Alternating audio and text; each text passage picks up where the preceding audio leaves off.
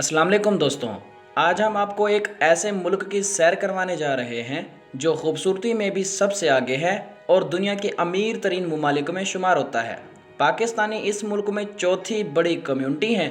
आज की इस वीडियो में हम नॉर्वे की तारीख, वहाँ के लोगों की ज़िंदगी, मौसम, मईशत, तालीम, सियाहत और इसके अहम फैसले के बारे में भी बात करेंगे कि नॉर्वे फ़लस्तीन को क्यों तस्लीम कर रहा है। वीडियो आखिर तक ज़रूर देखिएगा क्योंकि आखिर में हम आपको नॉर्वे के ऐसे मकामात दिखाएंगे जो आपको हैरान कर देंगे। तो दोस्तों, नॉर्वे का ऑफिशियल नाम किंगडम ऑफ नॉर्वे है।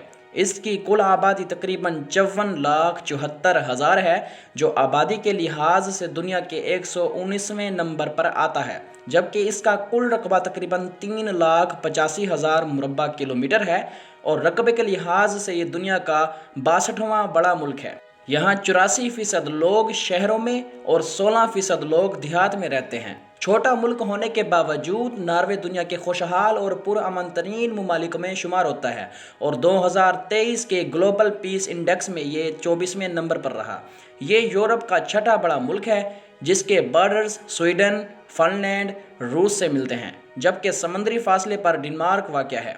हैरान कुन बात यह है कि नॉर्वे ने आज तक अपने किसी भी हमसाया मुल्क से जंग नहीं लड़ी। यहाँ के लोग पुरसकून और अपने काम से काम रखने वाले लोग होते हैं, इसीलिए ये दुनिया की खुश तरीन कौमों में शुमार होते हैं। नॉर्वे की ऑफिशियल ज़बान नॉर्वेजियन है और यहाँ अंग्रेजी कम बोली जाती है, जिसकी वजह से सियाहों को बाज़ औक़ात मुश्किल पेश आती है। दोस्तों, आप ये जानकर बहुत हैरान होंगे कि नॉर्वे नॉर्थ पोल के बहुत करीब वाक़ है, इसीलिए यहाँ कुछ इलाकों में 76 दिन तक सूरज गरूब नहीं होता और आधी रात को भी दिन जैसा मंजर नज़र आता है, जबकि सर्दियों में कई हफ्तों तक सूरज निकलता ही नहीं।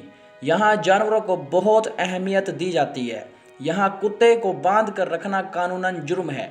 नॉर्वे का दारुल हुकूमत ओस्लो है, जो आबादी के लिहाज से मुल्क का सबसे बड़ा शहर है। यहाँ के लोगों के खुश रहने का एक अनोखा राज ये भी है कि वो सर्दियों में भी ठंडे पानी से नहाते हैं। इनके मुताबिक इससे दिमाग में ऑक्सीजन बेहतर होती है और इंसान जहनी तौर पर खुश रहता है। नॉर्वे कुदरती हुस्न से मालामाल मुल्क है। यहाँ पहाड़, वादियाँ, झीलें, दरिया, बर्फपोश इलाके, सब्ज मैदान और हर तरफ कुदरत का हुस्न बिखरा हुआ है। दोस्तों, चाहे आप गाड़ी से सफ़र करें या ट्रेन से, हर लम्हा आंखों को सुकून मिलता है। यही वजह है कि 2023 में 28 लाख सियाहों ने नॉर्वे का दौरा किया। ये दुनिया के महफूज तरीन ममालिक में शामिल है। 2022 में यहाँ क्राइम रेट तकरीबन 0 रहा। नॉर्वे में तकरीबन 46,000 से ज़ायद पाकिस्तानी आबाद हैं, जो चौथी बड़ी कम्युनिटी हैं। इस मुल्क में 68% प्रोटेस्टेंट, 33% मुसलमान और बाकी दीगर मज़ाहिब के लोग रहते हैं। मुसलमानों के लिए मसाजिद मौजूद हैं और वो आसानी से अपनी ज़िंदगी गुजार सकते हैं, ख़ास तौर पर ओस्लो के शहर में, जहां बहुत से इलाकों को लिटिल खारिया भी कहा जाता है। नॉर्वे इस वक्त खबरों में इसलिए भी है क्योंकि इसने फ़लस्तीन को एक आज़ाद मुल्क तस्लीम करने का ऐलान किया है।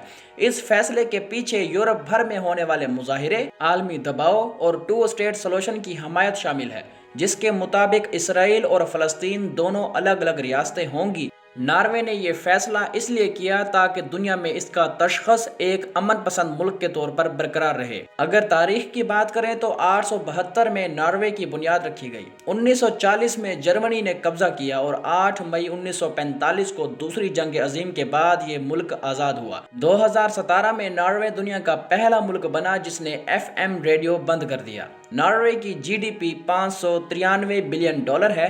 यहाँ के शहरों की औसत सालाना आमदनी दुनिया में सरफहरस्त ममालिक में शुमार होती है। नॉर्वे की करेंसी नॉर्वेजियन क्रोन है और इसकी मईशत का दारोमदार तेल, gas, sea food, fish export और टूरिज्म पर है। दुनिया की 21% मछली नॉर्वे एक्सपोर्ट करता है। तालीम के लिहाज से भी नॉर्वे एक मिसाल है।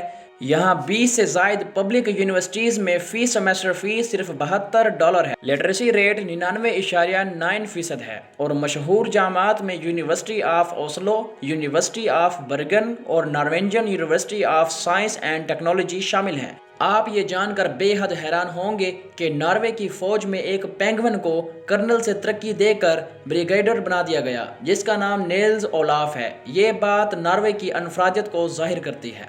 دوستو، ناروے کے امیر ہونے کی سب سے بڑی وجہ صرف تیل نہیں بلکہ اس کی دانشمندانہ پالیسیاں ہیں۔ ناروے نے کبھی یہ غلطی نہیں کی کہ صرف قدرتی وسائل پر انحصار کرے۔ تیل اور گیس سے حاصل ہونے والی آمدنی کو ملک کے سب سے بڑے سورن ویلتھ فنڈ میں محفوظ کیا گیا، جو آج دنیا کا سب سے بڑا گورنمنٹ فنڈ ہے۔ اس پیسے کو فوری خرچ کرنے کی بجائے آنے والی نسلوں کے لیے محفوظ رکھا گیا۔ اس کے ساتھ ساتھ لوکل انڈسٹری، فیشنگ، ٹیکنالوجی اور تعلیم پر سرمایہ کاری کی گئی، جس کا فائدہ یہ ہوا کہ نہ صرف حکومت بلکہ عوام بھی امیر ہو گئے۔ یہی وجہ ہے کہ ناروے آج تیل پیدا کرنے والے کئی بڑے ممالک میں سے بھی زیادہ خوشحال ہے۔ دوستوں، ناروے واقعی ایک ایسا ملک ہے جہاں دولت، امن، خوبصورتی اور انصاف ایک ساتھ نظر آتے ہیں۔ لیکن اب سوال یہ ہے کہ ناروے اتنا امیر ملک ہونے کے باوجود صرف تیل پر انحصار کیوں نہیں کرتا؟ اس سوال کا جواب ویڈیو میں پہلے دیا جا چکا ہے۔ آپ کمنٹ میں اپنا جواب ضرور لکھیے گا اور بتائیے گا کہ کیا ناروے واقعی دنیا کے بہترین ممالک میں سے ایک ہے یا نہیں۔ ویڈیو پسند آئی ہو تو چینل کو سبسکرائب اور لائک ضرور کیجیے گا۔ اپنا اور اپنے پیاروں کا خیال رکھیں۔ ہمیں اگلے ویڈیو تک کے لیے اجازت دیجیے۔ اللہ حافظ۔